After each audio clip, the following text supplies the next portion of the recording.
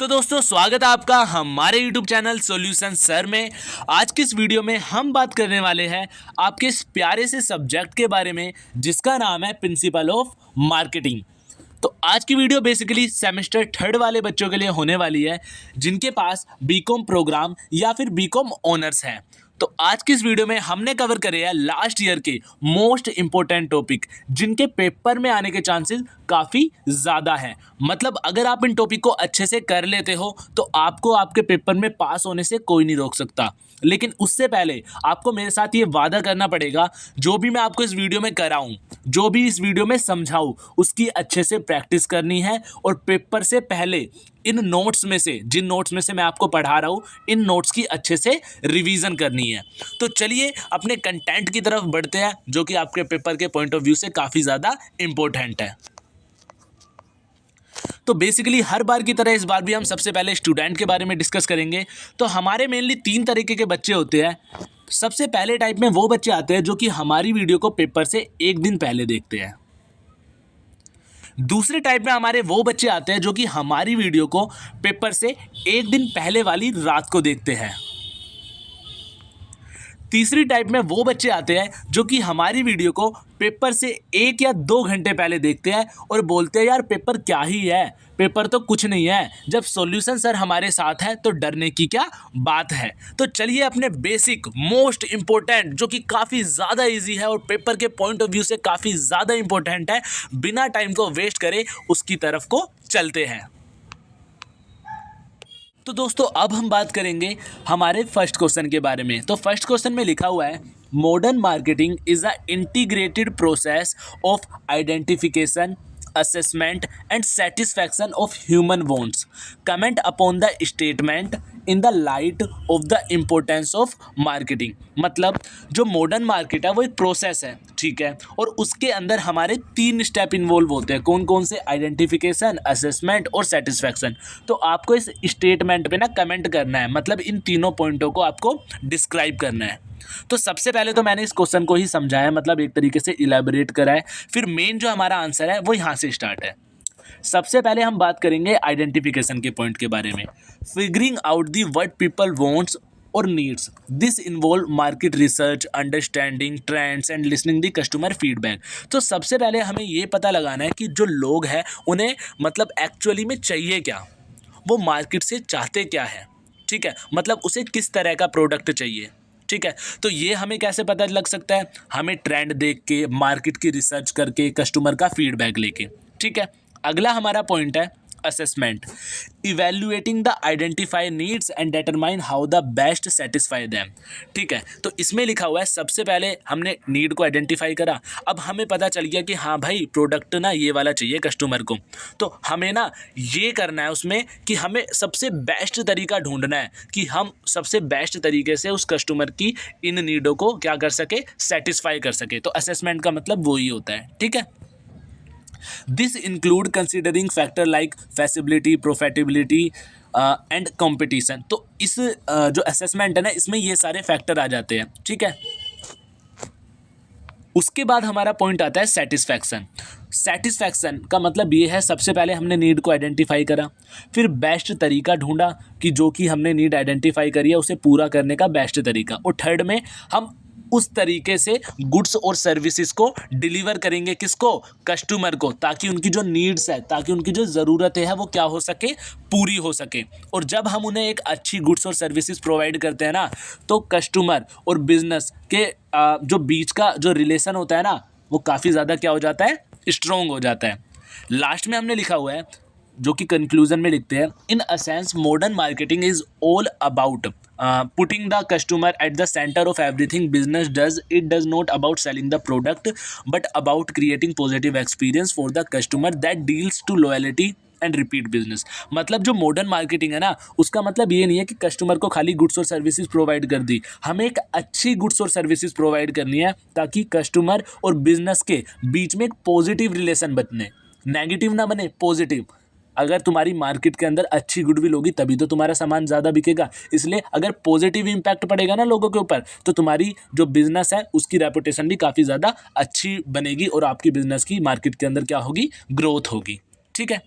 तो चलिए अगले क्वेश्चन की तरफ चलते हैं।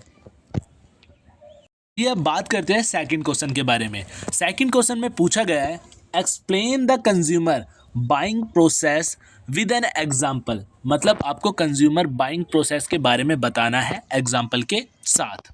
तो सबसे पहले ये देखते हैं कि कंज्यूमर बाइंग प्रोसेस कहते किसे हैं। Consumer buying process is a series of step that consumer go through when making a purchase decision. It is typically involve the following stages. अब इन्होंने बोला है कि जो कंज्यूमर है जब वो डिसाइड करता है कि उसे कुछ चीज़ खरीदनी है, मतलब परचेज का डिसीजन लेता है, तो उसके बीच में जितने भी स्टेप आते हैं ना, उसे कंज्यूमर बाइंग प्रोसेस कहा जाता है। ठीक है, अब हम बात करते हैं जो कि आपका मेन आंसर है, वो है कि इस बाइंग प्रोसेस में कौन कौन से जो स्टेप है वो इन्वॉल्व होते हैं। ठीक है, तो जो सबसे पहला स्टेप है वो होता है हमारा प्रॉब्लम रिकॉग्नाइजेशन। ठीक है, this is when the customer realise they have a need और want that need to be fulfilled. मतलब सबसे पहले तुम रियलाइज ही तो करोगे, हाँ भाई मुझे ना इस चीज़ की ज़रूरत है। ठीक है, तो जैसे मैंने एग्जाम्पल भी इसमें दे रखा है। For example a student might realize they need a new laptop for school. जैसे एक बच्चे ने रियलाइज़ करा कि उसे ना स्कूल के लिए ना किस चीज़ की ज़रूरत है, एक लैपटॉप की ज़रूरत है। ठीक है, दूसरा हमारा पॉइंट होता है, अब हमें पता चल गया कि हमें ना इस चीज़ की ज़रूरत है, तो उसके बाद हम क्या करेंगे, information search. Once the consumer recognize a need, they start gathering information about the potential solution, they can involve researching online। तो अब तुम उसके बारे में जो इन्फॉर्मेशन है वो ऑनलाइन भी निकाल सकते हो। ठीक है, अपने दोस्तों से भी बात कर सकते हो, अपनी फैमिली से भी बात कर सकते हो, या फिर जो तुम्हारे आसपास के स्टोर है ना, आप उन पे जाके भी उससे रिलेटेड इन्फॉर्मेशन ले सकते हो कि ना मुझे ना इस चीज़ की ज़रूरत है, तो कौन सा जो प्रोडक्ट है वो बेस्ट रहेगा। ठीक है, अब आपने पता लगा लिया कि आपको ये वाला प्रोडक्ट खरीदना है। ठीक है, लेकिन मार्केट के अंदर तो बहुत तरीके के प्रोडक्ट है उसके जैसे, तो उनमें से कौन सा बेस्ट है, तो उस बेस्ट को चूज़ करने का जो स्टेप है वो होता है इवैल्यूएशन ऑफ अल्टरनेटिव। ठीक है, the consumer compare the different option they have found and evaluate their pros and cons. Pros and cons का मतलब होता है, प्रोज का मतलब होता है हमारा एडवांटेज, ठीक है, और कॉन्स का मतलब होता है हमारा disadvantage. They might considered factor like price, features, quality, brand reputation. तो हम इन चीज़ों की हेल्प से भी ना कंपेयर कर सकते हैं एक प्रोडक्ट को दूसरे प्रोडक्ट से। अब हमने सारी चीज़ कर ली, अब हम फाइनली क्या करेंगे, परचेज डिसीजन, मतलब अब खरीदने के लिए हम स्टोर पे जाएंगे, उससे खरीद लेंगे। ठीक है, उसके बाद हमारा जो फिफ्थ है उसमें बताया गया है after making a purchase the consumer evaluate there decision and decide whether they satisfy with their choice. मतलब अब उसने चीज़ परचेज कर ली, अब वो डिसाइड करेगा परचेज करने के बाद, क्या जो मैंने डिसीज़न लिया था इसने मेरी ज़रूरत को सेटिस्फाई करा, क्या इसके लिए मतलब जो प्रोडक्ट मैंने मार्केट से ख़रीदा है ये इसका जो एक्सपीरियंस था वो कैसा रहा मेरे लिए, अच्छा रहा या फिर बुरा रहा। अगर अच्छा रहा होगा तो अपने दोस्तों को, अपनी फैमिली मेम्बर को उसके बारे में अच्छी चीज़ें बताएगा, लेकिन अगर बुरा रहा तो वो अपने फैमिली मेम्बर्स और अपने फ्रेंडों को इसके बारे में बुरी चीज़ें बताएगा और अगली बार से इस प्रोडक्ट को मार्केट से क्या करेगा, खरीदेगा भी नहीं। ठीक है, तो इस वाले स्टेप को क्या कहा जाता है, पोस्ट परचेज बिहेवियर। ठीक है, तो चलिए अब हम बात करेंगे थर्ड क्वेश्चन के बारे में। क्वेश्चन में लिखा हुआ है there is one and only one valid definition of business purpose. मतलब जो बिजनेस पर्पस है ना उसकी खाली एक ही डेफिनेशन है, क्या, टू क्रिएट अ कस्टमर। खाली जो बिजनेस है उसे कस्टमर को क्रिएट ही करना होता है। Discuss the statement keeping in the view nature and importance of marketing. तो मार्केटिंग की नेचर और इम्पोर्टेंस को ध्यान में रखते हुए आपको इस स्टेटमेंट के बारे में क्या करना है, डिफाइन करना है। ठीक है, सबसे पहले मैंने इस स्टेटमेंट को ही डिफाइन करा है थोड़ा सा। क्या लिखा हुआ है, the statement argues that most important thing of any business to get and keep customer. हाँ भाई, ये तो सिंपल सी बात है कि बिजनेस के लिए सबसे ज़्यादा जो इम्पोर्टेंट थिंग है वो क्या होती है कि अपने कस्टमर को बढ़ाना और जो पुराने कस्टमर है उन्हें रखना, मतलब एग्जिस्टिंग जो कस्टमर है ना उन्हें जोड़ के रखना। This means every the company does from making product to hiring people should focus satisfying customer needs, building good relationship। और हाँ, बिजनेस का दूसरा ऑब्जेक्टिव होता है वो ये भी होता है कि कस्टमर को बांध के रखना है एक अच्छे रिलेशन के साथ, खराब रिलेशन के साथ नहीं, अच्छे रिलेशन के साथ बांध के रखोगे तभी तो जो बिजनेस है उसे प्रॉफिट होगा। ठीक है। तो सबसे पहला इसमें पॉइंट है हमारा, customer is all, marketing is all about customer. जो मार्केटिंग है ना हमारी, वो बिना कस्टमर के अधूरी है। मतलब अगर कस्टमर ही नहीं होंगे तो मार्केट का बात की भाई, ठीक है। Marketers study what customer want, help create product that meet those needs and figure out to best customer, ठीक है। तो इसमें लिखा हुआ है कि मार्केट ना हमारी बिना कस्टमर के चल ही नहीं सकती। हमें वो चीज़ें बनानी है, वो प्रोडक्ट बनाने हैं जो कि कस्टमर के लिए काफ़ी ज़्यादा यूज़फुल हो, ठीक है। कस्टमर उन प्रोडक्ट को खरीदे और काफ़ी ज़्यादा हैप्पी रहे, खुश रहे उस बिज़नेस से भी, तभी उस बिज़नेस की क्या हो सकती है, ग्रोथ हो सकती है। अगला हमारा पॉइंट है, creating customer helps the business grow. Simple सी बात है, इस पॉइंट में तो काफ़ी ज़्यादा इजी बताया गया है कि भाई अगर जो तुम्हारे कस्टमर ज़्यादा से ज़्यादा बढ़ेंगे ना, तो बिज़नेस की क्या होगी, ग्रोथ होगी। क्योंकि कस्टमर ज़्यादा से ज़्यादा बढ़ेंगे तो सेलिंग ज़्यादा से ज़्यादा होगी, अगर सेलिंग ज़्यादा होगी तो तुम्हें प्रॉफिट भी काफ़ी ज़्यादा होगा, ठीक है। अगला इसमें पॉइंट दे रखा है, keeping existing customer.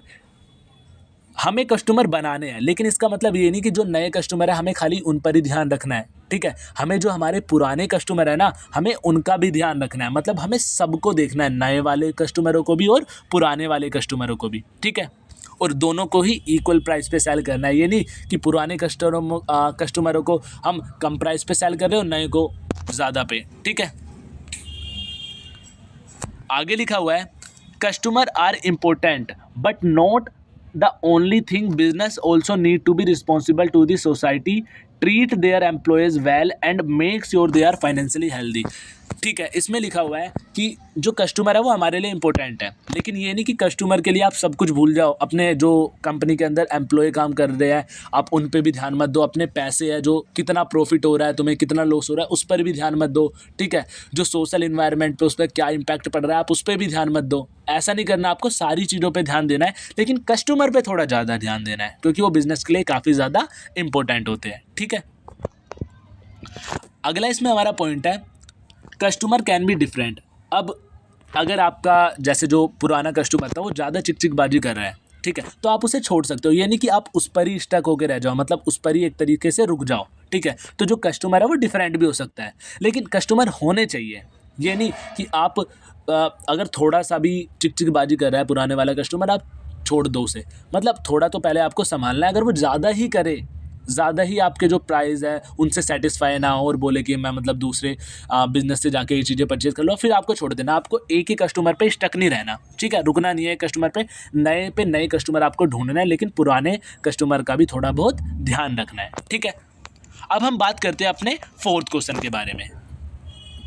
Fourth question में लिखा हुआ है, what is holistic marketing concept. तो आपको होलिस्टिक मार्केटिंग कॉन्सेप्ट के बारे में बताना है और उसके सिग्निफिकेंस भी बताने हैं, ठीक है, with an help of example देते हुए, ठीक है। तो सबसे पहले हम देखते हैं कि होलिस्टिक मार्केटिंग का मतलब क्या होता है। Looking at your whole business, not just marketing to give customer best experience. इसका मतलब ये है कि हमें ना अपने पूरे बिजनेस को देखना है, खाली कस्टमर को नहीं देखना, हमें अपने पूरे बिजनेस को देखना है। मतलब उसमें ये नहीं कि खाली तुम कस्टमर को ही देख रहे हो, खाली प्रॉफिट को ही देख रहे हो, खाली सेल को ही देख रहे हो, ठीक है। उसमें कुछ भी हो सकता है। मतलब तुम्हें ना एक चीज़ पर नहीं रुकना, पूरे बिजनेस को एक साथ लेके चलना है, ठीक है, ताकि जो तुम्हारे कस्टमर है ना, उन्हें एक अच्छा एक्सपीरियंस मिल सके तुम्हारे बिजनेस से, ठीक है। जैसे मैं एग्जांपल देता हूँ, तुम ना केक बना रहे हो, ठीक है, तुमने केक के अंदर सारे इंग्रेडिएंट डाल दिए, मतलब सारी चीज़ें डाल दी, लेकिन तुमने स्टेप अच्छे से फॉलो नहीं करे, तो जो तुम्हारा फाइनल रिजल्ट होगा वो ख़राब ही निकलेगा ना। इसलिए तुम्हें सारी चीज़ें भी डालनी है केक के अंदर, ठीक है, और सारे स्टेप भी फॉलो करने हैं, ठीक है। अगर तुम होलिस्टिक मार्केटिंग कॉन्सेप्ट को अपने बिजनेस के अंदर अप्लाई करते हो तो इससे बिजनेस की क्या क्या हेल्प होगी, तो उसके बारे में बात करते हैं। Keeping things consistent, customer gets the same great experience everywhere. अगर तुम एक ही तरीके से अपने जो कस्टमर है उन्हें ट्रीट करते हो हर बार, तो उन्हें हर बार मतलब सेम सेटिस्फैक्शन मिलेगा ना, सेम एक्सपीरियंस मिलेगा। चाहे तुम्हारे बिजनेस की ब्रांच वो दिल्ली में हो, चाहे तुम्हारी बिजनेस की ब्रांच वो गुड़गांव में हो, ठीक है, तो उन्हें यहाँ भी सेम एक्सपीरियंस मिलेगा और वहाँ भी सेम एक्सपीरियंस मिलेगा, क्योंकि दोनों ही जगह उन्हें इक्वली ट्रीट करा जा रहा है, ठीक है। दूसरा हमारा पॉइंट है बिल्डिंग स्ट्रॉन्ग रिलेशनशिप। ठीक है। इसमें बताया गया है कि अगर तुम अपने जो कस्टमर है उनकी नीड्स को अच्छे से सेटिस्फाई करते हो तो तुम्हारे बिजनेस और जो तुम्हारे कस्टमर है उनके बीच में एक अच्छा रिलेशनशिप बिल्ट होता है, ठीक है। और लास्ट पॉइंट लिखा हुआ है, अगर ये सारी चीज़ अच्छे से हो रही है तो सिंपल सी बात है भाई कि तुम्हें गेट बेटर रिजल्ट मिलेंगे, ठीक है। अगर तुम सारा काम अच्छे से मिलजुल के कर रहे हो, ठीक है, तो तुम्हें क्या होगा, अच्छे रिजल्ट मिलेंगे। तुम्हारे जो बिजनेस है उसका जो प्रॉफिट है वो क्या होगा, इंक्रीज होगा, और तुम्हारे ओवरऑल जो बिजनेस है उसकी क्या होगी, ग्रोथ होगी, ठीक है। अब हम बात करते हैं अपने फिफ्थ क्वेश्चन के बारे में, ठीक है। फिफ्थ क्वेश्चन में लिखा हुआ है, what is meant by market segmentation, how is it different from market targeting, ठीक है। Explain with the help of various factor affecting the market segment. तो आपको ये बताना है कि जो मार्केट सेगमेंट है वो कहते किसे है और वो मार्केट टारगेटिंग से कैसे अलग है और कौन कौन से फैक्टर है जो मार्केट सेगमेंट को इफ़ेक्ट करते हैं। तो सबसे पहले बात करते हैं कि मार्केट सेगमेंट कहते किसे हैं। Market segment is like dividing a big crowd into smaller group with similar interest. मतलब एक बड़े झुंड को छोटे छोटे ग्रुप के अंदर डिवाइड कर देना, उसे मार्केट सेगमेंट कहा जाता है। अब बात करते हैं मार्केट टारगेटिंग किसे कहा जाता है। Market targeting is like choosing one और two of those smaller groups to focus on why do it, ठीक है। अब जो तुमने बड़े ग्रुप के छोटे छोटे क्या करे थे, पार्ट करे थे, उन पार्ट में से कोई एक चुन लो तो उसे क्या कहा जाता है, मार्केट टारगेटिंग कहा जाता है, ठीक है। अब जो मार्केट सेगमेंट है वो अच्छा क्यों होता है, ठीक है, वो मार्केट टारगेटिंग से मार्केट सेगमेंट अच्छा क्यों होता है, क्यों होता है, क्योंकि वो कस्टमर को बेटर अंडरस्टैंड करने में हमारी क्या करता है, हेल्प करता है, ठीक है। दूसरा, मोर इफ़ेक्टिव मार्केटिंग। अगर हम मार्केट सेगमेंटेशन करते हैं तो उसे हम अच्छे लोगों तक पहुंच सकते हैं, मतलब सही लोगों तक पहुंच सकते हैं एक सही मैसेज के साथ, ठीक है। अब उन फैक्टर के बारे में बात कर लेते हैं जो कि मार्केट सेगमेंट को इफ़ेक्ट करते हैं। तो सबसे पहला फैक्टर है हमारा डेमोग्राफिक्स। डेमोग्राफिक्स के अंदर आती है हमारी पर्सन की एज, उसका जेंडर, उसकी इनकम। तो भाई मार्केट को तो ये सारी चीज़ तो इफेक्ट तो करेगी ना, किसी की एज, जेंडर, इनकम। फिर आता है हमारा लाइफ स्टाइल। लाइफ स्टाइल में आता है हमारा इंटरेस्ट, हॉबीज़ और वैल्यूज़, ठीक है। उसके बाद आती है हमारी लोकेशन। मार्केटिंग मार्केट और बिजनेस तुम्हारा मेनली लोकेशन पे भी डिपेंड करता है कि तुम्हारे किस लोकेशन पे पड़ रहा है, ठीक है। अगर इंडस्ट्रियल लोकेशन है तुम्हारी तो वहाँ पे तुम्हारी सेल ज़्यादा होगी, प्रॉफिट ज़्यादा होगी, ठीक है। तो कुछ इस तरीके से। तो लोकेशन के अंदर आती है हमारी सिटी, रीजन और क्लाइमेट, ठीक है। अब तुम शिमला के अंदर जाके बर्फ़ का गोला तो नहीं बेच सकते, वहाँ तुम गर्म चीज़ें बेचोगे ना, क्योंकि वहाँ पे उस चीज़ की डिमांड ज़्यादा है। तो लोकेशन भी काफ़ी ज़्यादा मैटर करती है, ठीक है। तो चलिए अब बात करते हैं अपने सिक्स्थ क्वेश्चन के बारे में। तो सिक्स्थ क्वेश्चन में लिखा हुआ है, how does the change in technology and natural environment effect the firm marketing decision, ठीक है। Support your answer with real life example. मतलब जो टेक्नोलॉजी है और इन्वायरमेंट है, अगर इसमें चेंज आ जाए तो ये फर्म के मार्केटिंग डिसीजन पे क्या इफेक्ट डालेंगे, ठीक है। तो सबसे पहले हम देखते हैं कि टेक्नोलॉजी का क्या इफेक्ट पड़ेगा हमारे फर्म के मार्केटिंग डिसीजन पे। अगर हमारी टेक्नोलॉजी अच्छी हो जाए और बेहतर हो जाए तो हमें नया तरीका मिल जाएगा कस्टमर तक पहुंचने का, ठीक है।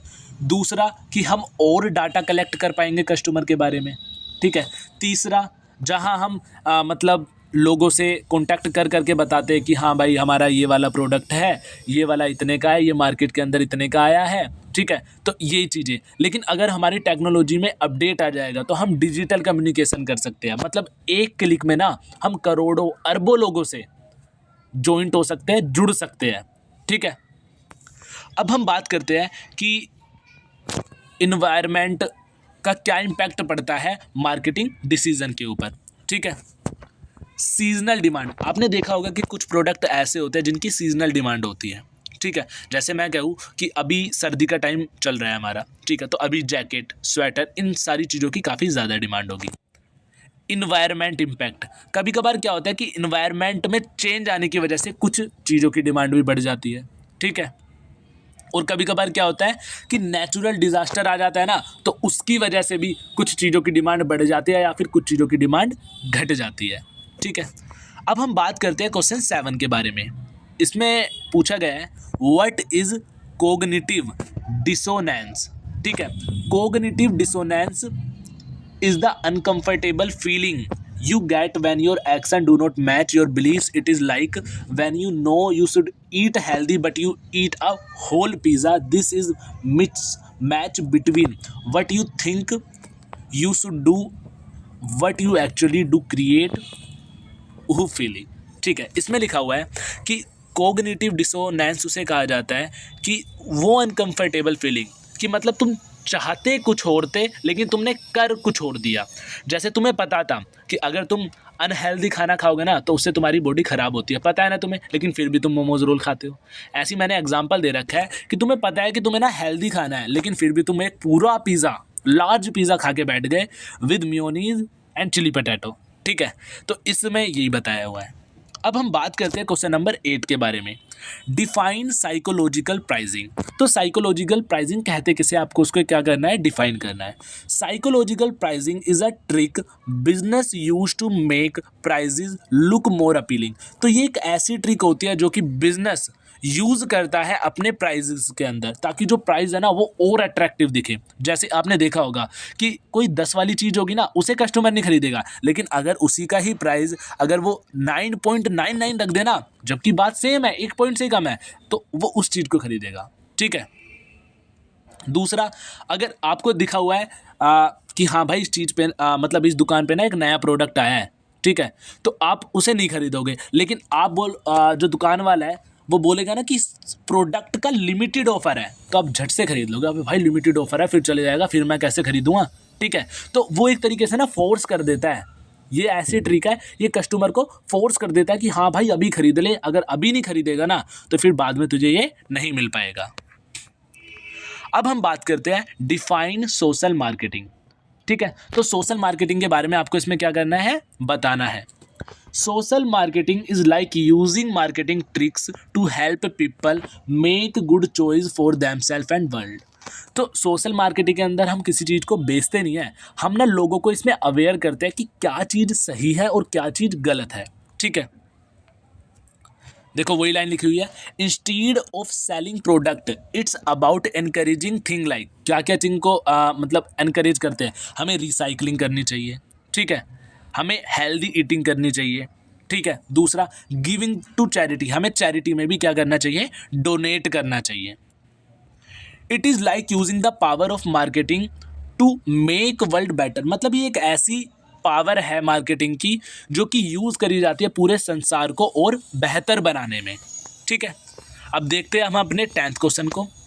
इसमें पूछा गया है हमारा डिफाइन सस्टेनेबिलिटी मार्केटिंग मायोपिया। तो ये किसे कहते हैं, it is like being focused on being green that you forgot to make product that people actually want to see. ये काफ़ी ज़्यादा आसान क्वेश्चन है और काफ़ी ज़्यादा मज़ेदार भी है। मतलब आपने ना अपने प्रोडक्ट को इको फ्रेंडली बनाने के चक्कर में ना आप ये भूल गए कि जो कंज्यूमर था ना उसे एक्चुअली में क्या चाहिए था, ठीक है। जैसे एग्जांपल लिखा हुआ है, a company started to make eco friendly shoes by focusing on the environment greenery. हाँ भाई, इन्वायरमेंट की ग्रीनरी पर फोकस करके उसने इको फ्रेंडली शूज़ बनाना स्टार्ट करा। But in actually the shoes that were made by the company is uncomfortable. लेकिन जो वो जूते बनाए गए ना कंपनी के द्वारा वो अनकम्फर्टेबल है। ग्रीनरी तो है, इन्वायरमेंट के लिए तो एक मतलब अच्छी चीज़ है, लेकिन लोगों के लिए अनकम्फर्टेबल है, ठीक है। तो ग्रीनरी बनाने के चक्कर में मतलब इको फ्रेंडली बनाने के चक्कर में उसने अनकंफर्टेबल शूज़ बना दिया जो कि कस्टमर को पसंद नहीं आए, ठीक है। अब हम बात करेंगे अपने क्वेश्चन 11 के बारे में।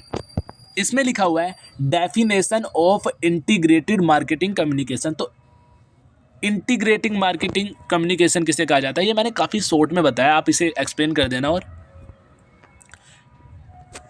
It is refers to same message show at all advertisement tools. मतलब जितने भी एडवर्टाइजमेंट टूल है ना हमारे, जैसे न्यूज़पेपर, मैगजीन, ठीक है, और मतलब ऑनलाइन जितने भी मीडिया है, ठीक है, इस पर ना आपके बिजनेस का एक सेम मैसेज शो होना चाहिए। ये नहीं कि आप इंस्टाग्राम पे आपने अपने प्रोडक्ट का प्राइस 10 रुपये डाल रखा है और न्यूज़पेपर में आपने उसी प्रोडक्ट का प्राइस 100 रुपये डाल रखा है, तो ऐसे नहीं होना चाहिए, ठीक है। देखते हैं अब क्वेश्चन नंबर 12 को। तो इसमें बोला गया है explain the difference between individual branding और umbrella branding discuss their advantage and disadvantage. तो आपको इसमें इंडिविजुअल ब्रांडिंग और अम्ब्रेला ब्रांडिंग के बीच में डिफरेंस बताना है, ठीक है, दोनों को डिफाइन करना है और आपको दोनों के ही एडवांटेज और डिसएडवांटेज बताने हैं। तो चलिए देखते हैं इंडिविजुअल ब्रांडिंग किसे कहते हैं। Each product has its own unique brand, मतलब हर एक प्रोडक्ट होगा ना उसके अलग ही यूनिक ब्रांड होंगे, ठीक है। जैसे मैं कहूँ कि जैसे मेरे पास एक दूध की थैली है तो उसका एक अलग ब्रांड है, ठीक है। मैं कहूँ एक कोलगेट है तो उसका एक अलग ब्रांड है। मैं कहूँ एक शैम्पू है उसका एक अलग ब्रांड है, तो उसे बोलेंगे हम इंडिविजुअल ब्रांडिंग। अब इसके एडवांटेजेस के बारे में बात कर लेते हैं। एडवांटेजेस को प्रोज भी कहा जाता है। सबसे पहला एडवांटेज है इसका हमारा टारगेटेड मार्केटिंग। अब जो भी मैंने आपको एग्जांपल दिया था शैम्पू, कोलगेट, ठीक है, या फिर दूध का, तो उनके ना टारगेट मार्केटिंग होती है। अब मतलब शैम्पू वाला जो प्रोडक्ट है वो दूध वाले प्रोडक्ट के मार्केट में तो आ नहीं सकता, या फिर दूध वाला जो प्रोडक्ट है हमारा वो शैम्पू वाले मार्केट में नहीं आ सकता। तो इनकी ना एक स्पेसिफिक मार्केट होती है, ठीक है। दूसरा इसमें हमारा पॉइंट है flexibility. Individual product can be reposition and discounted without affecting the other. मतलब हम कोई भी प्रोडक्ट को रीपोजिशन कर सकते हैं, ठीक है, किसी भी प्रोडक्ट को डिस्काउंट कर सकते हैं, मतलब उसके प्राइस ऊपर नीचे कर सकते हैं, उसे मार्केट से हटा सकते हैं। तो उसका ना एक दूसरे पे कोई इम्पैक्ट नहीं पड़ेगा, क्योंकि दोनों के ही अलग अलग ब्रांड है, दोनों के ही अलग अलग मार्केट है, ठीक है। आगे रिड्यूस रिस्क। अब एक बिजनेस है, उसने अपने अलग अलग प्रोडक्ट बना रखे हैं। दूध का अलग प्रोडक्ट है, उसका अलग ब्रांड है। शैम्पू का अलग प्रोडक्ट है, उसका अलग ब्रांड है, ठीक है। कोलगेट का अलग प्रोडक्ट है, उसका अलग ब्रांड है। तो अगर उसके इन तीनों प्रोडक्ट में से कोई एक भी फेल हो जाए ना, तो उसकी रेपुटेशन पे कोई इफेक्ट पड़ेगा ही नहीं, ठीक है, क्योंकि बाकी के दो प्रोडक्ट तो है और दोनों के ही ब्रांड अलग अलग है। तो इस तरीके से ये हमारा रिस्क है, उसको क्या करता है, रिड्यूस करता है। अब बात करते हैं इसके डिसएडवांटेज के बारे में। Higher cost. अब भाई हम जो प्रोडक्ट है उसके अलग अलग ब्रांड बनाएंगे, ठीक है, उन्हें अलग अलग मार्केट में सप्लाई करेंगे, तो उसकी जो कॉस्ट है वो तो हाई आएगी, ठीक है। दूसरा हमारा इसमें पॉइंट है ब्रांड डाइल्यूटेशन, ठीक है। When the value of brand is decrease due to inconsistent use. अब हम एक ही ब्रांड के प्रोडक्ट को बारंबार यूज़ करते जा रहे हैं, तो धीरे धीरे करके एक टाइम ऐसा आएगा कि उससे भी अच्छा प्रोडक्ट आ जाएगा मार्केट के अंदर, और जो वो हमारा पुराना प्रोडक्ट, अब जो हमारा प्रोडक्ट है वो पुराना हो जाएगा मार्केट के अंदर, और जो उसकी वैल्यू है वो डिक्रीज हो जाएगी, ठीक है। अब बात करते हैं इसके थर्ड पॉइंट के बारे में। Slow brand equity growth. Each brand require unique investment. तो जो हमारा हर एक प्रोडक्ट है उसका हर एक ब्रांड है, तो उन हर एक ब्रांड में अलग अलग इन्वेस्टमेंट करनी पड़ेगी। तो इन्वेस्टमेंट हमें काफ़ी ज़्यादा चाहिए होती है, इसलिए इनकी जो ग्रोथ होती है वो काफ़ी ज़्यादा स्लो होती है। अब बात करते हैं अम्ब्रेला ब्रांडिंग के बारे में, ठीक है। अम्ब्रेला ब्रांडिंग का मतलब होता है कि एक ब्रांड के अंदर बहुत सारे प्रोडक्ट आ जाते हैं, तो उसे अम्ब्रेला ब्रांडिंग कहते हैं। तो सबसे पहले देखते हैं इसके एडवांटेजेस।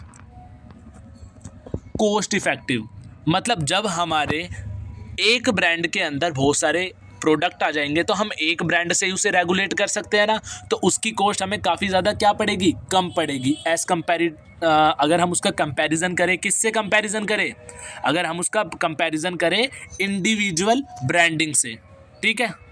पॉइंट इसमें हमारा आता है स्ट्रॉन्ग ब्रांड रिकॉग्नाइजेशन। जैसे कि हमें पता है अम्ब्रेला ब्रांडिंग के अंदर क्या होता है, हमारे एक ब्रांड के अंदर कई सारे प्रोडक्ट आते हैं। अगर उसमें से किसी एक प्रोडक्ट की भी मार्केट के अंदर गुडविल अच्छी है ना, तो जो कस्टमर है वो बिना कुछ सोचे समझे उस ब्रांड के दूसरे प्रोडक्ट पे भी क्या कर सकता है, ट्रस्ट कर सकता है। तो इसमें इजीली ट्रस्ट कर सकता है, ठीक है। थर्ड पॉइंट इसमें हमारा आता है faster brand equity growth. The parents brand gets benefit from the success of individual product. इसका मतलब ये है क्योंकि इनका सेम ही ब्रांड होता है सभी प्रोडक्ट का, तो अगर एक की भी मार्केट के अंदर गुडविल है या फिर उसकी डिमांड ज़्यादा है ना, तो उसका बेनिफिट बाकी के प्रोडक्ट को भी मिलेगा, ठीक है। अब बात कर लेते हैं इसके डिसएडवांटेज के बारे में। सबसे पहला क्या है, लिमिटेड टारगेटिंग। क्योंकि इनके ब्रांड सेम ही होते हैं इसलिए इनकी क्या होती है, लिमिटेड टारगेटिंग होती है, ठीक है। उसके बाद दूसरा पॉइंट आता है हमारा ब्रांड डाइल्यूशन रिस्क, ठीक है, ब्रांड डाइल्यूशन रिस्क। अगर इसमें जैसे अगर एक प्रोडक्ट को फ़ायदा हो रहा था तो उसके बाकी रिमेनिंग प्रोडक्ट को भी फ़ायदा हो रहा था, ऐसी अगर एक प्रोडक्ट का फेलियर होगा या फिर उसका कुछ नेगेटिव इफेक्ट पड़ेगा तो उसका इफेक्ट ब्रांड के बाकी प्रोडक्टों के ऊपर भी पड़ेगा, ठीक है। उसके बाद है हमारा थर्ड पॉइंट, लेस फ्लेक्सिबिलिटी, ठीक है। Repositioning and discounting can be challenging, क्योंकि सेम ही ब्रांड होता है इसमें हमारा, और सेम ब्रांड के अंदर अलग अलग प्रोडक्ट आ रहे हैं, ठीक है। तो उनकी डिस्काउंटिंग मतलब प्राइस के अंदर चेंज लाना या फिर किसी चीज़ को हटा के किसी चीज़ को ऐड ऑन करना काफ़ी ज़्यादा मुश्किल होता है, क्योंकि उनके यूनिक ब्रांड नहीं होते, इसलिए एक दूसरे पर इफेक्ट जल्दी पड़ता है काफ़ी ज़्यादा, ठीक है। अब हम बात करते हैं अपने 13 क्वेश्चन के बारे में। Do all consumer pass through the all stage in buying as in the case of, question पूछा गया है इसमें, बाइंग अ शैम्पू और अ पर्सनल कंप्यूटर, ठीक है। दूसरा पूछा गया है buying a double door fridge and toilet soap, ठीक है। तो क्वेश्चन में बोला गया है क्या हर एक जो कंज्यूमर है वो एक ही स्टेज से पास होगा, चाहे वो शैम्पू बाय करे, चाहे डबल डोर फ्रिज बाय करे, चाहे टॉयलेट सोप बाय करे, चाहे कंप्यूटर बाय करे। तो जो इसका आंसर है वो मेनली है नो। भाई तू शैम्पू खरीद रहा है और एक बंदा हमारा क्या खरीद रहा है, एक खरीद रहा है हमारा फ्रिज, तो दोनों पे अलग अलग इम्पैक्ट पड़ेगा ना, दोनों अलग अलग स्टेज से गुजरेंगे, ठीक है। तो अब इसका आंसर देखते हैं proper. No, not all the consumer go through every stage of the buying process for every purchase, ठीक है। तो हर एक जो कंज्यूमर है वो सेम स्टेज से नहीं जाएगा, ठीक है। अगर बात करें हम शैम्पू की, you might just grab your usual brand without much thought, तो शैम्पू में हम नॉर्मली खरीद लेंगे यार, इतने ब्रांड के पीछे नहीं भागेंगे, क्योंकि हमारी हैबिचुअल बाइंग है, आदत है क्योंकि हमारी है। लेकिन अगर हम बात करें पीसी के बारे में, तो जो पीसी है वो हमारा एक बिग डिसीजन है जिसमें हमें लॉट ऑफ रिसर्च करनी पड़ेगी, ठीक है। कॉम्प्लेक्स बाइंग है, ठीक है। रिसर्च करके तो भाई पीसी बनवाओगे, हर दूसरे दिन तो पीसी नहीं बनवाता कोई, ठीक है। टाइम के बाद बनवाते हैं कुछ सालों, ठीक है। हम जैसे लोग तो भाई एक बार पीसी खरीद लिया तो जन्म जिंदगी के लिए वही चलाना है, ठीक है। अब बात करते हैं फ्रिज की। फ्रिज, टीवी, ये चीज़ें ना आप ना एक ब्रांड से खरीदते हो जिसके बारे में आप पहले से ही जानते हो, जैसे एलजी का एक ब्रांड था, ठीक है। तो वो काफ़ी ज़्यादा मतलब जो काफ़ी पुराने टाइम से चलता हुआ आ रहा है, जिसकी क्वालिटी काफ़ी ज़्यादा अच्छी है ना, आप उसी क्वालिटी का खरीदोगे फ्रिज, ठीक है। या फिर टीवी का भी एग्जाम्पल आ सकता है। अब बात करते हैं सोप की। Simple quick purchase routine buying, it depend on the product and the person, और ये प्रोडक्ट और पर्सन पे डिपेंड होता है, ये हमारी रूटीन बाइंग होती है, इसके बारे में भी हम ज़्यादा नहीं सोचते, ठीक है। सोप भी कोई सा भी खरीद लेते हैं, ठीक है। Sometime we skip steps, sometime we go back and forth, और कभी कभार हम जो परचेजिंग के स्टेप होते हैं ना वो हटा देते हैं। वो बाइंग प्रोसेस हमने पढ़ा था ना, उसमें जो सारे स्टेप थे उन्हें फॉलो नहीं करते, डायरेक्टली जो मतलब चीपेस्ट चीज़ें होती है, डेली रूटीन की चीज़ें होती है, उनमें हम ये चीज़ें हटा देते हैं, ठीक है। लेकिन जो एक्सपेंसिव चीज़ें होती है, लग्जरी चीज़ें होती है, उसमें हम बाइंग प्रोसेस के सारे जो स्टेप है वो क्या करते हैं, अप्लाई करते हैं, ठीक है। अब हम देखते हैं क्वेश्चन नंबर 14। क्वेश्चन नंबर 14 में लिखा है, as the marketer of high definition TV you have to decide between the penetration और skimming price policy, explain the factor you would consider in the making that choice. अब आपको इसमें क्या बताना है, आपको इसमें डिफरेंस बताना है किसके किसके बीच में, एक तो पेनिट्रेशन प्राइसिंग के बीच में और एक स्कीमिंग प्राइसिंग के बीच में, दोनों क्यों अच्छी है, ठीक है। एक तरीके से कंपैरिजन बताना है आपको, ठीक है। तो सबसे पहले हम बात करेंगे पेनिट्रेशन प्राइसिंग के बारे में। Low initial price attract a large customer base quickly. तो पेनिट्रेशन प्राइसिंग पॉलिसी का मतलब ये होता है कि इसमें ना हम ना जो प्राइस है अपना इनिशियल प्राइस, जो स्टार्टिंग प्राइस है वो काफ़ी ज़्यादा कम रखते हैं। अगर प्राइस कम होगा तो कस्टमर क्या होगा, ज़्यादा अट्रैक्ट होगा। ये तो भाई सिंपल सी स्ट्रैटेजी होती है हमारी, ठीक है। दूसरा कि ये ना इसका गोल क्या होता है, गोल होता है इसका gain market share and discourage competitor. भाई अगर तुम मार्केट के अंदर से जो मतलब जो प्राइस वाला ये लूप चल रहा है ना, मतलब अगर सबसे कम तुम अपने प्रोडक्ट का प्राइस रख दोगे तो उससे क्या होगा, उससे जितने भी सारे मार्केट के अंदर कस्टमर है ना वो तुम्हारे प्रोडक्ट की तरफ अट्रैक्ट हो जाएंगे और तुम्हारा जो प्रोडक्ट है वो क्या करने लग जाएंगे, परचेज करने लग जाएंगे, और जो कॉम्पिटिटर है वो बिजनेस छोड़ के चले जाएंगे। यही होता है ना, चाइना भी यही रूल अप्लाई करता है, ठीक है। उसके बाद है हमारा स्कीमिंग प्राइसिंग। स्कीमिंग प्राइसिंग में क्या होता है, हाई इनिशियल प्राइसिंग। इसमें स्टार्टिंग से ही जो प्राइस है वो काफ़ी ज़्यादा हाई रखे जाते हैं। टारगेट अर्ली अडोप्टर, मतलब ये उन लोगों को टारगेट करता है जो कि हाई प्राइस पे भी चीज़ों को खरीद लेते हैं और प्रीमियम भी पे करते हैं, ठीक है। जो स्कीमिंग प्राइसिंग पॉलिसी होती है उसका गोल क्या है, उसका गोल है हमारा mainly maximise profit early on then gradually lower prices. पहले क्या करना है कि अच्छे से हमें जो प्रॉफिट है उसे क्या करना है, मैक्सिमाइज करना है, ठीक है। अब ये किस फैक्टर पर बेस्ड है कि हमें पेंट्रेशन प्राइस पॉलिसी लगानी है या फिर स्कीमिंग प्राइस पॉलिसी लगानी है, तो ये कुछ फैक्टर है, उन चीज़ों पर डिपेंड करेगा कि हम कौन सी पॉलिसी लगाएंगे इन दोनों में से। सबसे पहला हमारा फैक्टर आता है कंपटीशन। अगर मार्केट के अंदर कंपटीशन ज़्यादा है तो हम कम प्राइस रखेंगे, मतलब पेनिट्रेशन प्राइस पॉलिसी लगाएंगे। लेकिन अगर मार्केट के अंदर कंपटीशन कम है तो हम स्कीमिंग लगाएंगे, ठीक है, समझ आ रहा है।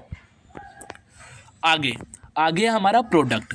अगर कोई हमने यूनिक प्रोडक्ट बनाया है, ठीक है, मार्केट में एकदम यूनिक प्रोडक्ट आता है ना, तो कभी भी उसका जो प्राइस है वो कम नहीं होता, वो ज़्यादा होता है। इसलिए हम इसमें क्या लगाएंगे, स्कीमिंग प्राइस पॉलिसी, ठीक है। लेकिन अगर कोई ऐसी प्रोडक्ट है या फिर ऐसा कमोडिटी है, ठीक है, जो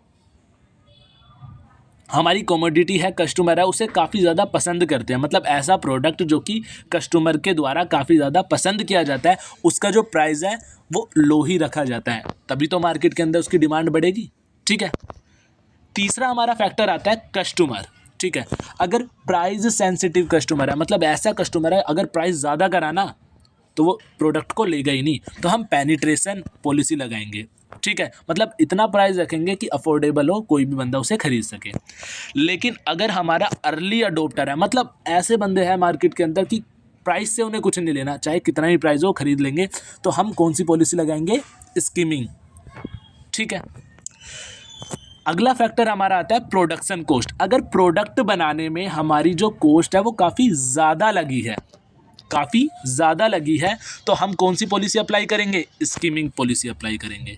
लेकिन अगर प्रोडक्शन कॉस्ट हमारी काफ़ी ज़्यादा कम लगी है, ठीक है, तो हम पेनिट्रेशन करेंगे, ठीक है, तो फिर हम कम प्राइस रख देंगे अपने प्रोडक्ट का।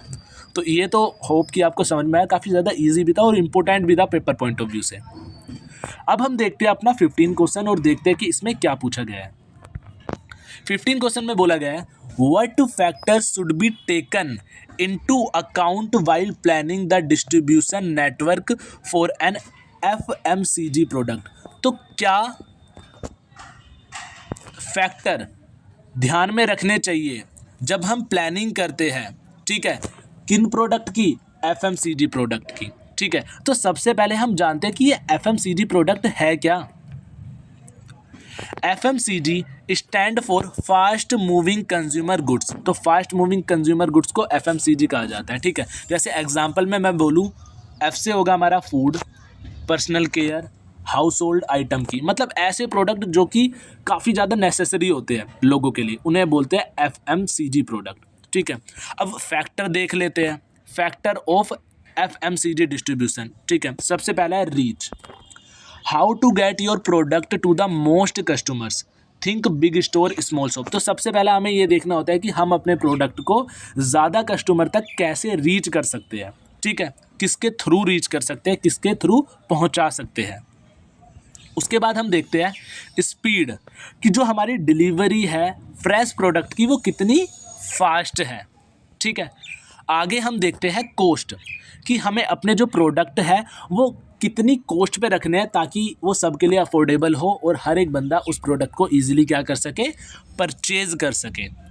अगला हमारा पॉइंट आता है inventory, manage stock well to avoid shortage और waste competition, how do your rivals distribute, can you do it better. इसका मतलब ये है कि हमें ना हमेशा एक अच्छी इन्वेंटरी मेंटेन करके रखनी है, ठीक है, कभी भी हमें शॉर्टेज ना हो, मतलब कमी ना हो। मार्केट के अंदर डिमांड चल रही है और हमारे पास सामान है ही नहीं बेचने के लिए, कभी ऐसा नहीं होना चाहिए, ठीक है।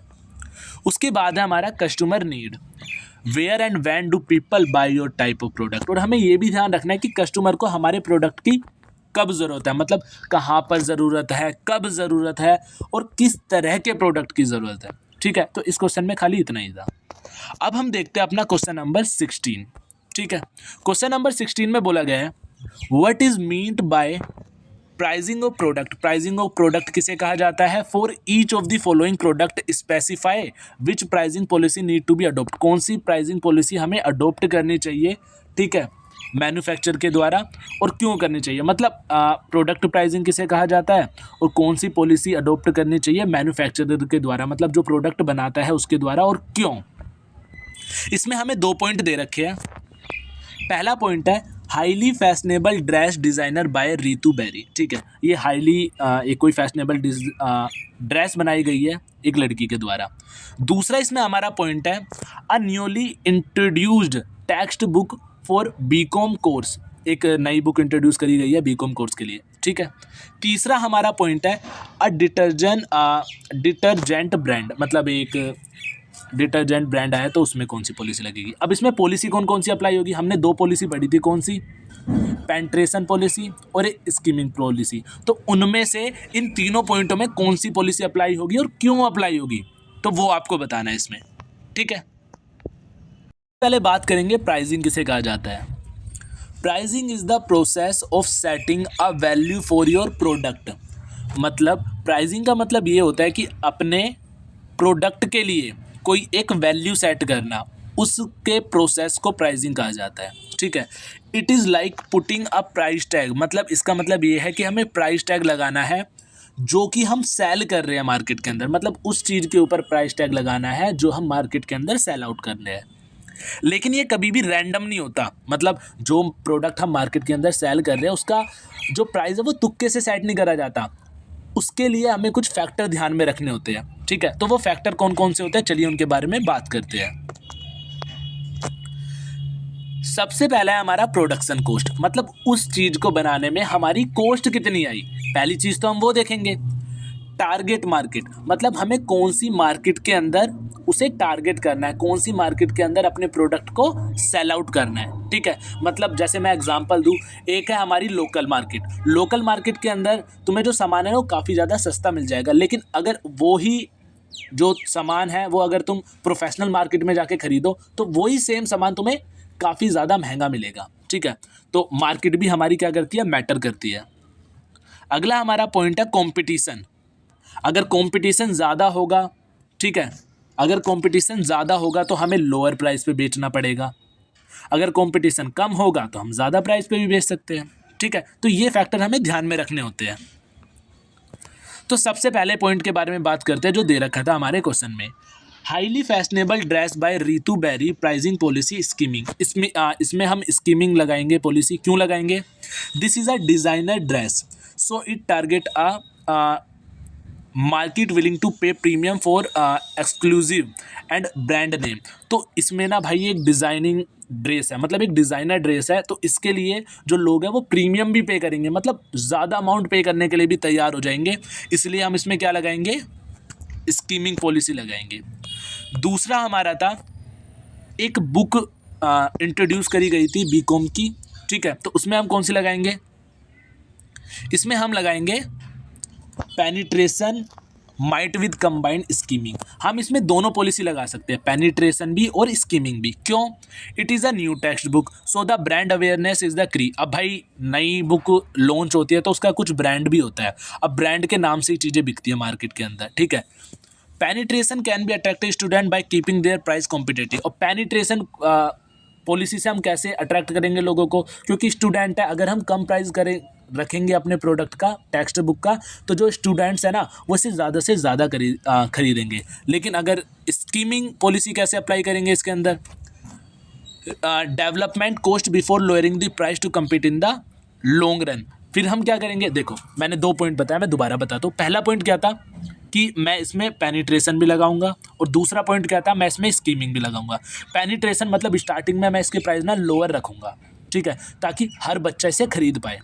ठीक है, दूसरा स्कीमिंग क्यों लगाऊंगा, स्कीमिंग में इसलिए लगाऊंगा ताकि ये लॉन्ग रन तक चल सके।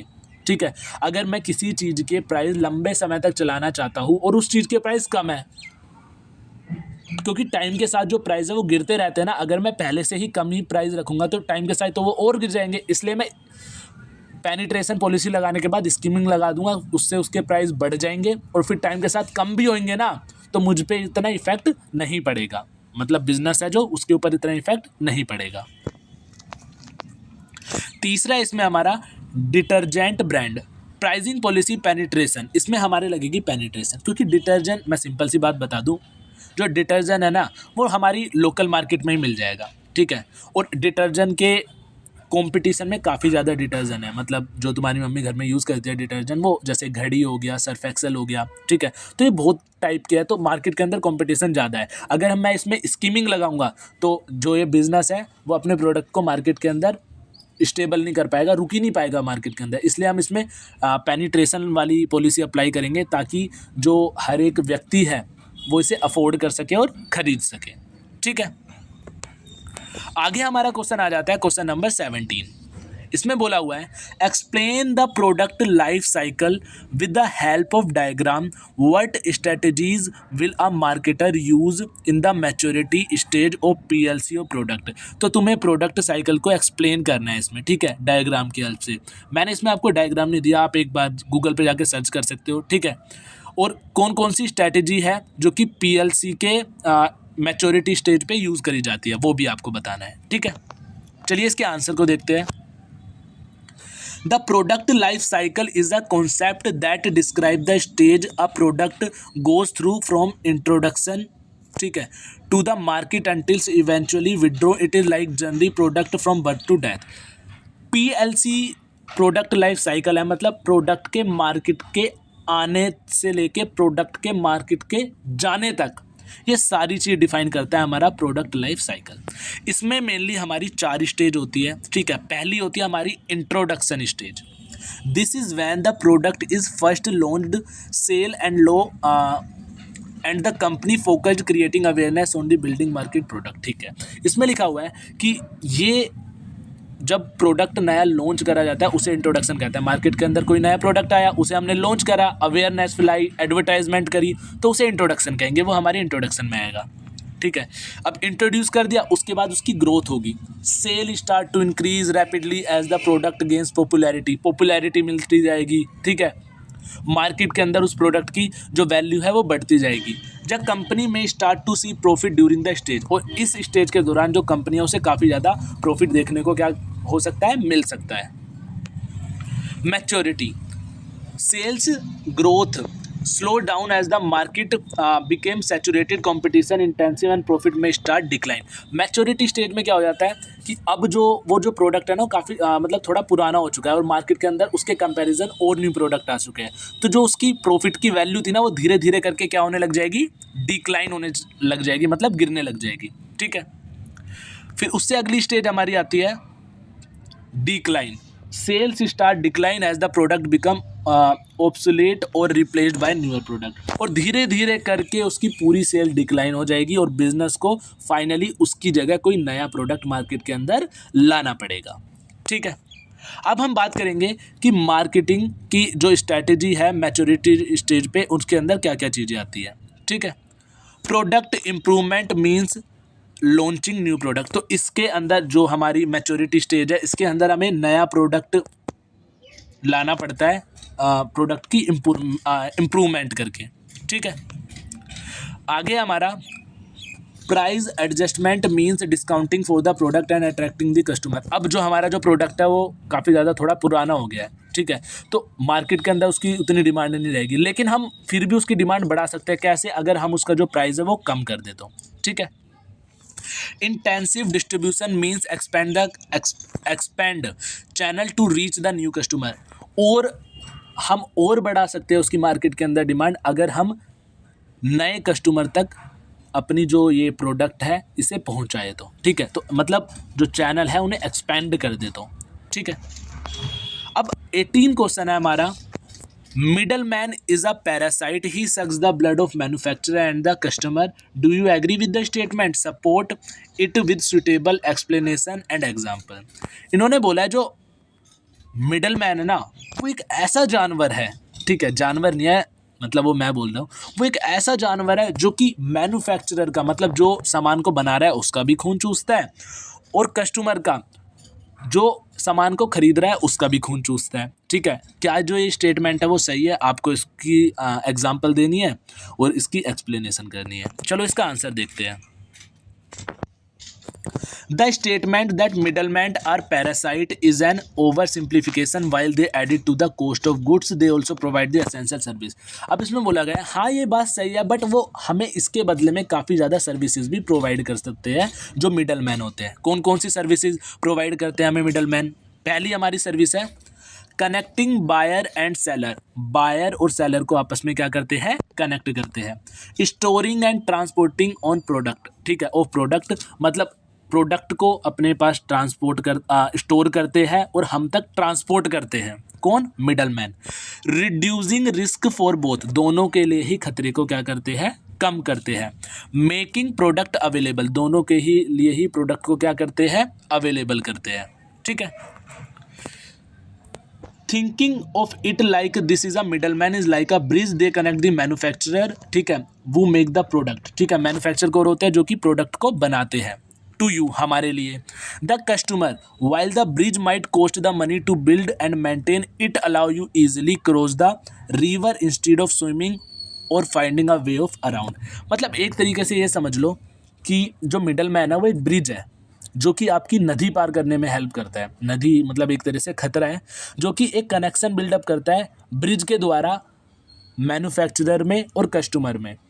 ठीक है, लेकिन उसके लिए जैसे ब्रिज को रिपेयर करने के लिए कुछ मेंटेनेंस, कुछ खर्चा आता है ना, वैसे ही मिडल मैन भी बीच में कमीशन लेता है अगर वो मैन्युफैक्चरर से कस्टमर को गुड्स डिलीवर करता है तो। ठीक है, आगे हमारा क्वेश्चन है 19, define the concept of promotion, what are the various tools of promotion. तो आपको प्रमोशन को डिफाइन करना है और प्रमोशन के अलग अलग जो टूल्स हैं उनके बारे में बताना है।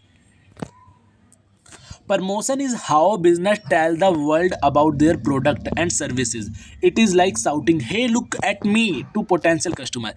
तो प्रमोशन का मतलब ये होता है कि जो बिजनेस है वो अपने प्रोडक्ट के बारे में और अपनी सर्विसेज के बारे में वर्ल्ड को कैसे बता रहा है, मतलब संसार में अपने प्रोडक्ट के बारे में क्या चर्चा करवा रहा है, क्या एडवर्टाइजमेंट करवा रहा है, उसे प्रमोशन कहा जाता है। ठीक है, टीवी पे भी आपने देखी होगी दंत कांति, ठीक है, कोलगेट, ठीक है, साबुन, लक्स, इन सब सारे की, देखो मैं सारे नाम नहीं लूँगा, ठीक है, आप समझ गए होंगे, जो ऐड आती है ना टीवी पे वो भी हमारे प्रमोशन ही होते हैं एक तरीके से। Here are some common tools used in promotion। तो अब हम बात करेंगे उन टूल्स के बारे में जो कि प्रमोशन के द्वारा इस्तेमाल करे जाते हैं। ठीक है, पहला है एडवर्टाइजिंग। एडवर्टाइजिंग किसके थ्रू करी जाती है? जैसे TV, billboard, social media ads, ठीक है, इनके थ्रू हम क्या करते हैं? एडवर्टाइजिंग। अगला है हमारा सेल्स प्रमोशन। ठीक है, सेल्स प्रमोशन में क्या आता है हमारा? डिस्काउंट, कूपन, कंटेस्ट, ठीक है, तो हम ये रख के ना अट्रैक्ट करते हैं कस्टमर को। ठीक है,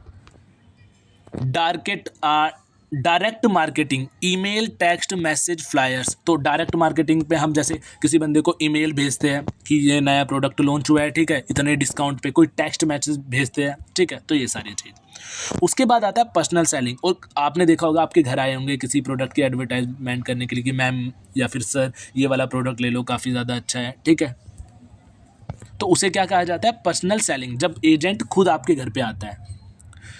उसके बाद आता है हमारा सोशल मीडिया मार्केटिंग। ठीक है, सोशल मीडिया मार्केटिंग का भी यूज़ करके जैसे फेसबुक, इंस्टाग्राम, टिकटॉक, हम कस्टमर तक पहुंच सकते हैं। अब आता है हमारा 20 क्वेश्चन। 20 क्वेश्चन में क्या बोला गया है? What is logistic management. Logistic management किसे कहा जाता है? Explain the benefit and the process of logistic management. तो आपको लॉजिस्टिक मैनेजमेंट के बेनिफिट और उसके प्रोसेस के बारे में डिफाइन करना है। ठीक है, logistic management is the strategic planning, implementation and control of the efficient, cost effective flow and storage of goods, services and relate information from the point origin, point of consumption. ठीक है, logistic management का मतलब ये होता है कि business की सारी चीज़ों को अच्छे से कंट्रोल करना। ठीक है, बिजनेस की सारी चीज़ों को अच्छे से कंट्रोल करना, ठीक है, अच्छे से प्लानिंग करना, ताकि जो हमारी कॉस्ट है वो क्या हो सके, रिड्यूस हो सके। मतलब अगर हम अच्छे से मैनेजमेंट करते हैं ना बिजनेस के अंदर, तो हमें काफ़ी ज़्यादा फ़ायदे होते हैं, ठीक है। अब अगर हम लॉजिस्टिक मैनेजमेंट करते हैं तो उससे हमें क्या क्या फ़ायदे होते हैं, हम उसके बारे में बात करते हैं। सबसे पहला, रिड्यूस कॉस्ट। हमारी जो कॉस्ट है वो काफ़ी ज़्यादा क्या हो जाती है, कम हो जाती है। अब जब कॉस्ट कम हो जाएगी और अच्छे से मैनेजमेंट कर रहे हैं तो रिवेन्यू भी इंक्रीज हो जाएगा, मतलब प्रॉफिट भी हमारा क्या होगा, बढ़ जाएगा। कस्टमर सेटिस्फैक्शन, सारी चीज़ें अच्छे से चल रही है, प्रॉफिट भी अच्छे से बन रहा है, तो कस्टमर भी अच्छे से सेटिस्फाई होगा। अब बात करते हैं जो लॉजिस्टिक मैनेजमेंट है उसका जो प्रोसेस है उसके अंदर क्या क्या होता है, ठीक है। सबसे पहले करते हैं हम प्लानिंग, डिफाइनिंग ऑब्जेक्टिव, ऑब्जेक्टिव को डिफाइन करते हैं, आइडेंटिफाई करते हैं रिसोर्सेज को, डेवलपिंग करते हैं स्ट्रैटेजी, स्ट्रैटेजी बनाते हैं नई नई तरीके से, उस वो आता है हमारे किसके अंदर, प्लानिंग के अंदर। दूसरा पॉइंट आता है इसमें हमारा implementation, putting the plan into action, जो हमने प्लान बनाया है उसे एक्शन में पुट करना, ठीक है, और एक्टिविटीज़ को कोऑर्डिनेट करना, मतलब अच्छे से चल पा रही है या नहीं चल पा रही, मॉनिटर करना, ठीक है, तो वो होता है हमारा इम्प्लीमेंटेशन में, ठीक है। एट द एंड जो हमारा लास्ट स्टेप आता है लॉजिस्टिक का, वो होता है हमारा कंट्रोल, ट्रैकिंग परफॉर्मेंस, मतलब हमने प्लानिंग कर ली, इम्प्लीमेंट भी कर दिया प्लान, अब ये देखना है कि वो सारी चीज़ अच्छे से परफॉर्म हो रही है, कोई दिक्कत तो नहीं आ रही। अगर कोई दिक्कत आ रही है तो उसे, उसके लिए चीज़ें अरेंज करना और उसे उसका सॉल्यूशन प्रोवाइड करना, ठीक है। लास्ट हमारा क्वेश्चन आता है 21, ठीक है, देखते हैं इसमें क्या है। What are the different factor affecting the promotional mix of the organization? मतलब उन फैक्टर के बारे में आपको बताना है जो कि प्रमोशनल मिक्स को ऑर्गेनाइजेशन के इफेक्ट करते हैं, ठीक है। तो सबसे पहला factor affecting companies promotional mix, तो कौन कौन से फैक्टर होते हैं जो कि प्रमोशनल मिक्स को इफेक्ट करते हैं। Think of promotional mix like a toolbox. You choose the right tool like ads, sales और PR based this factor. मतलब जो प्रमोशनल मिक्स है ना वो एक तरीके से टूल बॉक्स की तरह है, जिसके अंदर से तुम एक सही टूल, सही औजार चूज कर सकते हो, जैसे एड्स करनी है, सेल्स करनी है, ठीक है। तो ये सारी चीज़ें जो प्रमोशनल मिक्स है वो एक टूल बॉक्स की तरह है, उसमें से तुम कुछ भी चीज़ चूज कर सकते हो। सबसे पहला है इसमें हमारा प्रोडक्ट, इज इट न्यू और इस्टेब्लिश्ड, तो सबसे पहले तुम ये चेक कर सकते हो क्या ये नया इस्टेब्लिश्ड हुआ है। इज इट कॉम्प्लेक्स और सिंपल, क्या ये कॉम्प्लेक्स है या फिर सिंपल है। इट इज़ एक्सपेंसिव और चीप, ये भी तुम चेक कर सकते हो कि ये जो प्रोडक्ट है ये हमारा काफ़ी ज़्यादा महंगा है या काफ़ी ज़्यादा सस्ता है, ठीक है। दूसरा पॉइंट आता है हमें कि टारगेट मार्केट, कि हमें टारगेट किसको करना है, कौन सी मार्केट को करना है। Who are you trying to reach, मतलब तुम्हें अपना प्रोडक्ट कहाँ तक पहुँचाना है। Where do they get their information, ठीक है, वो तुम्हारी इन्फॉर्मेशन क्यों लेंगे, तुम्हें कहाँ कहाँ तक अपनी इन्फॉर्मेशन पहुँचानी है। व्हाट आर देयर इंटरेस्ट, उनका जो इंटरेस्ट है वो क्या क्या है, ठीक है, मतलब जो कस्टमर तुम्हारे प्रोडक्ट को खरीदेगा उनका इंटरेस्ट किस किस चीज़ों में है। उसके बाद आता है हमारा competition, what are your competitor, अब तुम्हारे जो कॉम्पिटिटर है वो क्या क्या काम कर रहे हैं तुम्हें ये भी देखना पड़ेगा प्रमोशन करते वक्त, ठीक है। How can you stand out, तुम उनके सामने कैसे खड़ा कर सकते हो अपने प्रोडक्ट को, तुम्हें ये चीज़ भी ध्यान में रखनी है, ठीक है। Budget, how much money do you have to spend on promotion, तुम्हारे पास कितना पैसा है जो तुम प्रमोशन पे स्पेंड कर सकते हो, ठीक है। वैसे आज की डेट में प्रमोशन काफ़ी ज़्यादा इंपॉर्टेंट रोल प्ले करता है किसी प्रोडक्ट की गुडविल को बढ़ाने में, ठीक है। अब तुम देख सकते हो अगर कोई मूवी भी आती है ना आज की डेट में, तो उसका भी करोड़ों करोड़ों का प्रमोशन कर देते हैं। जैसे अभी करंट में जो चल रही है हमारी पुष्पा मूवी, तो उसका आप देख सकते हो कि कितना प्रमोशन हो रहा है, ठीक है।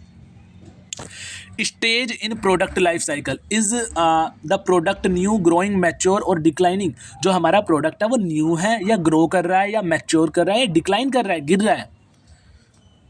By considering these factor the company will choose the best promotional mix tool to achieve the goals of the organisation, तो इन फैक्टर का ध्यान रखते हुए जो कंपनी है वो बेस्ट प्रमोशनल मिक्स टूल को चूज कर सकती है और अपने गोल को अचीव कर सकती है। फाइनली यहाँ पर हमारे सारे क्वेश्चन खत्म होते हैं, लेकिन अब मैं आपको बताता हूँ कि आपको क्या क्या चीज़ें करनी है। सबसे पहली चीज़ तो आपको इन्हीं क्वेश्चन की, जो मैंने 21 क्वेश्चन आपको अटेम्प्ट करवाए हैं इस वीडियो के अंदर, उनकी अच्छे से प्रैक्टिस करनी है। उनकी अच्छे से आपको क्या करनी है, प्रैक्टिस करनी है, जितनी अच्छे से हो सके। अगर आप इनकी अच्छे से प्रैक्टिस कर लो, उसके बाद जो सेकंड स्टेप है वो आपको क्या करना है, अपनी बुक खोलनी है। ठीक है, अपनी ड्यू सोल की बुक ओपन करनी है। उसमें जो हर चैप्टर है ना, जितने भी चैप्टर दे रखे हैं उनकी जो नेम होता है चैप्टर का, जैसे मैं एग्जांपल लूँ लेबलिंग एंड पैकेजिंग, ठीक है, तो उनके जो चैप्टर का नाम है ना, जो चैप्टर का नेम है, उनकी डेफिनेशन आपको पता होनी चाहिए। उनकी डेफिनेशन आपको क्या होनी चाहिए, पता होनी चाहिए। अब बोलोगे भैया ये डेफिनेशन याद करके क्या फ़ायदा होगा हमें, तो डेफिनेशन याद करके आपको क्या फ़ायदा होगा मैं आपको बताता हूँ अभी। अगर आप डेफिनेशन याद करके जाते हो, सोचो कि एक ऐसा क्वेश्चन है जो आपको पेपर में नहीं आता, ठीक है, तो अगर डेफिनेशन प्रॉपरली याद करके जाओगे तो उस क्वेश्चन में आप इजीली बना के लिख सकते हो। ठीक है, जो क्वेश्चन आपको नहीं आ रहा होगा, क्योंकि आपने ओवरऑल सारे चैप्टर का एक तरीके से ओवरव्यू ले लिया उन डेफिनेशन की वजह से। ठीक है, आपको पता चल गया कि चैप्टर में बोला क्या है। ठीक है, तो ये दोनों स्टेप अगर आप अच्छे से कर लेते हो तो आप पेपर में एक अच्छे मार्क्स स्कोर कर सकते हो, गुड मार्क्स स्कोर कर सकते हो और आप 100% पास भी हो सकते हो। ठीक है, तो होप कि आपको वीडियो ख़त्म करने से पहले मुझे आपसे एक और इम्पोर्टेंट बात करनी है। आपको रिवीजन करने के लिए नोट्स की रिक्वायरमेंट बहुत पड़ेगी, वो मुझे पता है। ठीक है, इसलिए मैंने ये पूरे पीडीएफ के अच्छे से नोट्स प्रिपेयर करे थे आपके लिए। ठीक है, जो कि काफ़ी कम अमाउंट पे मैं आपको अवेलेबल कराऊंगा, जस्ट 39 रुपीज़ के। ठीक है, काफ़ी बड़ा अमाउंट नहीं है। ठीक है, क्योंकि आपको पता ही होगा कि नोट्स को बनाने में काफ़ी ज़्यादा मेहनत लगती है और टाइम भी काफ़ी ज़्यादा लगता है। ठीक है, बट मैं आपके लिए वीडियो लाता हूँ, आपके लिए नोट्स बनाता हूँ ताकि आपकी प्रिपरेशन अच्छे से हो सके। ठीक है, तो आप भी ज़रूर परचेज़ करें और अच्छे से अपनी रिवीजन करें और अच्छे से अपना पेपर को अटेम्प्ट करें। थैंक यू, बाय बाय, अगली वीडियो में मिलते हैं।